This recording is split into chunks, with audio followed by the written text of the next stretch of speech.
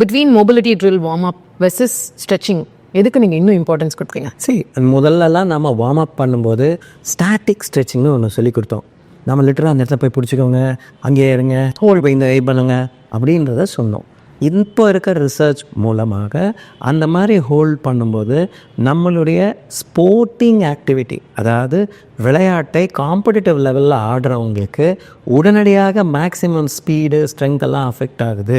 அது கிட்டத்தட்ட 1 மணி நேரம் கழிச்சு தான் அது பிடிக்க முடியுது அப்படிங்கிறத புரிஞ்சு அவங்க டைனமிக் வார்ம் அப்னு ஒன்று எடுத்துக்கிட்டாங்க. ஓகே, அந்த டைனமிக் வார்ம் அப் யாருக்கு அப்படின்னு சொன்னால் காம்படிட்டிவ் அத்லெட்டிக்ஸ்னு சொன்னது.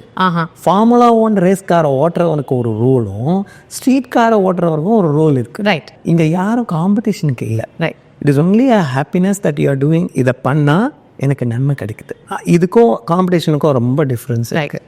இதை சொன்னதுக்கு தான் மொபிலிட்டி எக்ஸசைஸஸ் நம்ம சொன்னபோது இப்போது மேரத்தான் நடத்துகிறாங்கன்னு வச்சுக்கோங்களேன், அங்கே எல்லாமே மாறிடுச்சு. முதல்ல இருந்த நாங்களே ஓரளவுக்கு சொல்லி கொடுத்த ஸ்ட்ரெச்சஸ் எல்லாம் இன்றைக்கி போயிட்டு டைனமிக்காக, அதாவது மூமெண்ட்டோடையே ஸ்ட்ரெச்சை கொண்டு வர பார்க்குறோம். ஓகே, ஸ்டாட்டிக் ஸ்ட்ரெச்சஸை வார்ம் டவுனில் வச்சுருக்கோம். இதை ரெண்டையும் நல்லா புரிஞ்சுக்கிட்டா நாம் எல்லாரும் என்னத்தை ஒவ்வொரு தடவும் பண்ணியிருக்கோமோ அதே ரிப்பீட்டடாக பண்ண